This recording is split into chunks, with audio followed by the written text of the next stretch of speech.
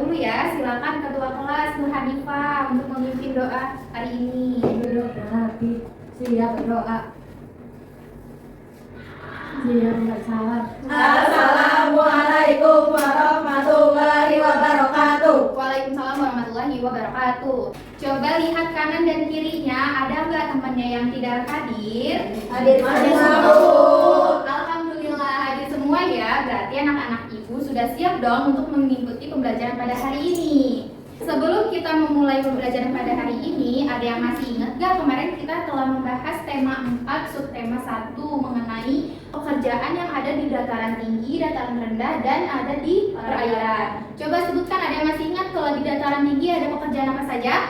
Petani, ternak. Betul. Lalu kalau di dataran rendah ada apa saja? Polisi. Banyak ya, kalau di dataran rendah ada guru, ada polisi. Kalau di perairan ada apa saja? Nelayan.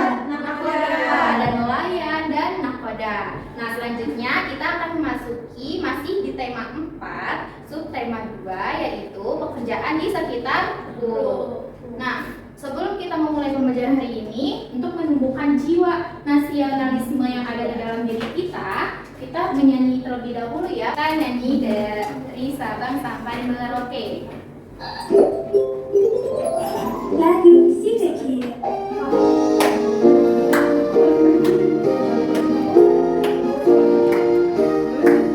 Dari Sabang sampai Merauke berjajar pulau-pulau, sambung menyambung menjadi satu, itulah Indonesia. Dari video nyanyian tersebut, ada yang tahu apa saja nilai-nilai yang ada di dalam lagu dari Sabang sampai Merauke? Jadi di dalam lagu tersebut, di dalam lagu dari Sabang sampai Merauke itu terdapat nilai-nilai, yaitu untuk menanamkan kecintaan tanah air di Indonesia. Nah, selanjutnya tujuan pembelajaran kita pada hari ini yaitu yang pertama, melalui video pembelajaran dan slide PowerPoint, peserta didik dapat menganalisis bentuk kegiatan ekonomi sesuai dengan jenis pekerjaan dengan tepat. Yang kedua, melalui kegiatan mengamati gambar dalam papan kegiatan ekonomi, peserta didik dapat mengkategorikan jenis pekerjaan kegiatan dalam suatu kegiatan ekonomi dengan tepat. Yang ketiga, melalui tayangan slide PowerPoint, peserta didik dapat menganalisis ciri-ciri seni rupa 3 dimensi dengan tepat. Dan yang keempat, melalui penugasan, peserta didik dapat membuat satu gambar bentuk 3 dimensi berdasarkan jenis-jenis gambar bentuk 3 dimensi yang ada di sekitar lingkungan rumahmu dengan tepat. Nah, tahukah kamu gambar apa di bawah ini? Ada gambar apa saja? Petani, nelayan, pedagang. Ada banyak sekali pekerjaan ya. Lalu, mari kita sebutkan jenis-jenis pekerjaan yang ada di depan ya. Pekerjaan apakah ini? Peternak. Coba kita lihat ya, apakah betul peternak? Betul, peternak. Yang kedua, pekerjaan apa ini? Kuli. Ya betul, Rafifa, kuli, amati video berikut ya. Memanfaatkan sumber daya alam untuk memenuhi kebutuhan hidupnya. Sumber daya alam yang berbeda-beda ini akan menyebabkan mata pencaharian masyarakat juga berbeda. Mata pencaharian adalah suatu pekerjaan yang dilakukan setiap hari sebagai pekerjaan pokok untuk mendapatkan penghasilan. Nah, karena sumber daya alam yang berbeda tersebut, maka setiap daerah atau tempat juga akan memiliki mata pencaharian yang berbeda-beda. Dari video yang telah kalian simak, coba Ibu ingin menunjuk salah satu anak, yaitu Alfira. Bisa dijelaskan video tadi itu menyangkut apa saja? Jadi di dalam video itu ada pengertian kegiatan ekonomi, Bu. Terus ada 3 macam kegiatan ekonomi. Yang pertama itu ada produksi, ada distribusi, dan konsumsi. Gimana anak-anak? Benar? Selanjutnya kita akan membahas terkait 3 macam ekonomi yang sudah disebutkan oleh Alfira ya. Pertama ada produksi. Produksi itu apa sih, Bu? Produksi itu adalah kegiatan yang menghasilkan barang atau jasa. Orang atau kelompok yang melakukan kegiatan produksi itu disebut dengan produsen. Baik, selanjutnya contoh dari kegiatan produksi. Ayo, gambar apa itu? Pembatik. Kenapa pembatik disebut kegiatan produksi? Karena yang menghasilkan barang. Betul sekali, karena dia menghasilkan barang yaitu suatu kain dan Baik. kemudian yang kedua ada distribusi. Distribusi itu apa sih, Bu? Distribusi adalah penyaluran barang atau jasa dari produsen ke konsumen. Barang atau jasa yang dihasilkan produsen itu dapat sampai ke pihak yang membutuhkan karena adanya Distribusi. Orang yang melakukan kegiatan distribusi itu apa ya? Distributor. Pintar. Lalu contoh kegiatan distribusi itu apa sih? Ya, dari Pabrik jualan. bisa disimpulkan Pabrik. Pabrik. Pulpen. Atau Alat alat tulis. tulis. Ya, jadi di sini itu ada gambar suatu pabrik alat tulis, lalu dia itu menjual alat tulis tersebut ke berbagai toko buku. Iya, toko buku. Seperti itu ya, anak-anak. Paham? Paham. Lalu yang ketiga, konsumsi. Konsumsi itu apa sih, Bu? Makanan, Bu. Konsumsi kegiatan menggunakan barang atau jasa yang memenuhi kebutuhan. Orang yang melakukan kegiatan konsumsi disebut dengan Konsumen. Nah, contoh kegiatan konsumsi itu apa sih?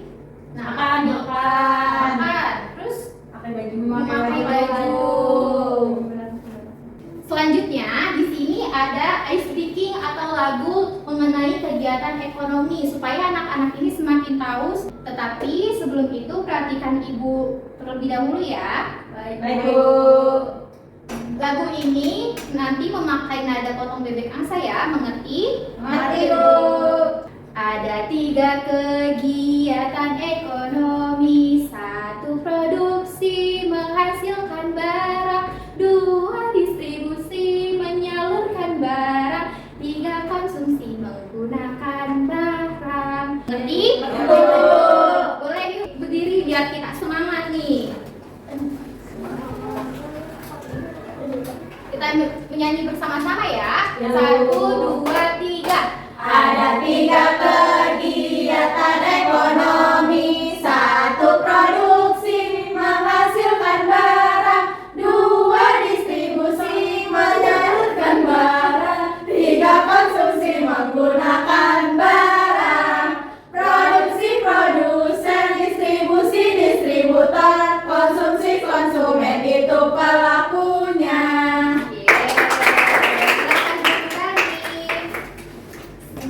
Baik, selanjutnya di sini Ibu mempunyai papan kegiatan ekonomi, di mana di dalam papan kegiatan ekonomi ini ada kegiatan produksi, distribusi, dan konsumsi. Nah, Ibu mempunyai beberapa gambar nih yang termasuk ke dalam beberapa kegiatan ekonomi. Ibu akan menunjuk 3 orang anak untuk maju ke depan ya. Silakan kepada Dewi, Nur Afifah, dan dia untuk maju ke depan.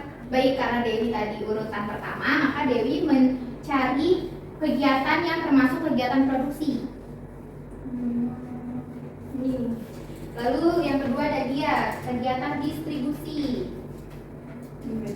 Yang ketiga, Afifah, kegiatan konsumsi. Ya, silakan untuk menempel ya. Untuk produksi ngambil yang batik.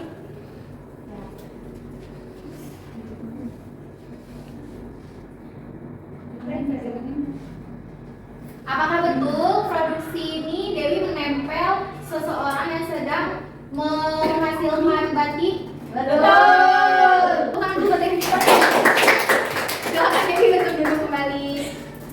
Selanjutnya ada distribusi. Distribusi itu ada orang yang lagi bekerja mengangkut gas. Ya, betul. Apakah betul jawaban dari dia? Yang ketiga Nur Afifah. Selanjutnya ada kegiatan Konsumsi. konsumsi, orang memakai baju. Apakah betul? Betul. Nah, selanjutnya kita akan memasuki terkait menggambar bentuk 3 dimensi. Boleh Ibu meminta tolong kepada Tina untuk membacakannya? Menggambar bentuk 3 dimensi. Menggambar merupakan proses pengungkapan gagasan seseorang melalui bahasa gambar. Menggambar bentuk adalah cara menggambar dengan meniru objek dan mengutamakan kemiripan rupa. Semakin mendekati kemiripan rupa, berarti gambar bentuk yang dibuat semakin sempurna. Di sini ada ciri-ciri seni rupa 3 dimensi. Boleh pada dia untuk membacakannya? Ciri-ciri seni rupa 3 dimensi. Yang pertama itu memiliki 3 ukuran, sisi atau ruang. Ketiga yang berbentuk kedalaman.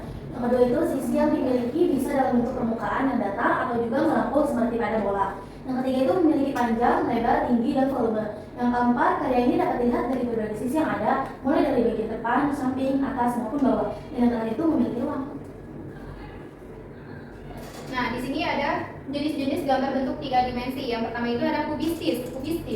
Kubistis adalah gambar dengan bentuk dasar menyerupai bangun, kubus, atau balok. Menurut anak-anak ini contoh gambar bentuk seni rupa 3 dimensi kubistis ada apa saja? Tahu? Ini ada apa? Televisi. Lalu Meja. Lalu Kulkas. nah, contoh ini adalah merupakan contoh dari gambar bentuk benda kubistis. Yang kedua ada silindris, gambar dengan bentuk dasar menyerupai silinder atau tabung. Contohnya ada apa saja sih, Bu? Celengan. Ya, betul, celengan, botol minum. Terus apa lagi yang ada di sekitar rumah? Apa ini? Lalu yang ketiga itu bebas. Gambar bentuk bebas adalah gambar benda yang bentuknya tidak beraturan atau merupakan gabungan antara benda kubistis dan silindris. Jadi gambar bentuk bebas ini ya bebas gambarnya sesuai dengan yang ingin kita gambar. Itu contohnya ada buah-buahan, terus pohon dan batu-batuan. Lalu alat dan bahan untuk menggambar, yaitu yang pertama ada media kering. Peralatan ini digunakan pada area gambar dengan media warna dalam keadaan kering. Cara penggunaannya adalah dengan menggoreskan langsung pada permukaan area gambar. Apa saja sih contoh media kering? Pensil. Betul, ada pensil warna, Crayon. dan Spidol. Nah, yang kedua ini ada media basah. Media basah apa sih? Media basah ini peralatan yang digunakan pada bidang gambar dengan media warna dalam keadaan Basah. Bahan warnanya itu tersimpan dalam bentuk tabung, botol, dan kaleng. Contohnya apa sih? Cat warna. Ya betul, ada cat Air. Lalu ini cat apa? Akrilik. Ya betul. Selanjutnya ibu akan membagi ke dalam 2 kelompok untuk menjawab LKPD yang ada di dalam kertas ini ya. Oke, di sini ada Linda perwakilan kelompok 1 untuk menjawab nomor 1. Silakan. Nomor 1, analisislah tahapan-tahapan dalam pembuatan kain hingga menjadi baju yang siap untuk dipakai. Kelompokkan tahapan-tahapan tersebut dalam kegiatan ekonomi dan jenis pekerjaan yang terlibat pada gambar melalui tabel. Yaitu yang pertama ada menanam pohon kapas, produksi, lalu petani kapas. Lalu yang kedua mengumpulkan hasil kapas, produksi, pengrajin kapas. Selanjutnya jawaban nomor 2 akan dibacakan oleh perwakilan kelompok 2 ya. Silakan Tina. Nomor 2, tuliskan alur proses pembuatan kain hingga menjadi baju yang terdapat pada gambar dalam bentuk cerita. Jadi, mulai dari pemilihan serat, kemudian pengolahan serat menjadi benang, pengolahan benang menjadi kain. Gimana? Apakah jawaban dari kelompok 1 dan 2 benar? Benar. Sebelum menutup pembelajaran pada hari ini, siapa yang bisa menyimpulkan kita hari ini belajar apa saja ya? Kegiatan ekonomi, jenis pekerjaan, Lalu ada dimensi, gambar bentuk 3 dimensi, ciri gambar 3 dimensi. Gimana pembelajaran pada hari ini? Apakah senang? Senang. Baik. Nah, Ibu ada sesuatu nih untuk kalian kerjakan di rumah, yaitu buatlah satu gambar bentuk benda 3 dimensi yang ada di sekitar rumahku ya dengan benar dan tepat. Sebelum pulang, alangkah lebih baiknya kita untuk berdoa terlebih dahulu agar kita selamat sampai rumah. Silakan ketua kelas memimpin doanya. Siap doa. Bersalam. Amin.